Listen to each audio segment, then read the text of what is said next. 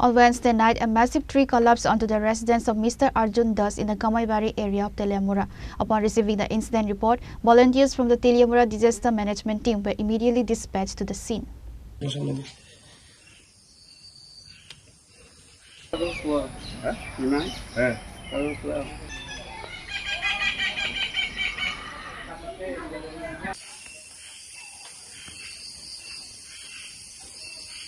The property owner, Mr. Arjun Das, stated that a large tree crashed onto the roof of his house late Wednesday night. While the structure sustained damage, all family members miraculously escaped without injury. Following notification of the incident, volunteers from the Teliamura Disaster Management team were promptly deployed to the site. গতকালকে রাতে আনুমানিক 10:30টার দিকে আমরা খাওয়া দাওয়া সেরে আমরা ঘরে এসেছি। তো আওয়ার পরে আমরা দরজা নরমালি বন্ধ করে রাখছি আর লাইটটা অফ করে লাইছি আমরা মোবাইল দেখতেছি, আমরা বাবা ছেলে মোবাইল দেখতেছি।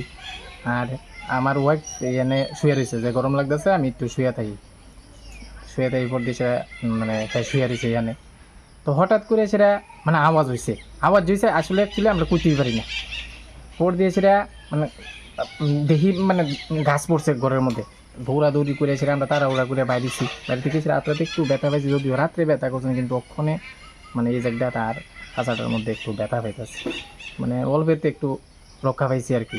মানে ঘরের এই সাইডটা পুরাটা ভেঙে গেছে।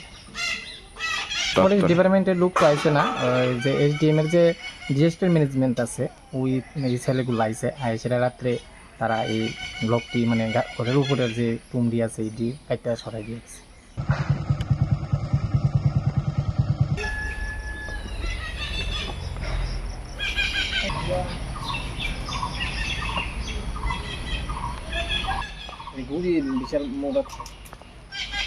Reported by Hiranmoy from Teliamura, Chini, Khorang.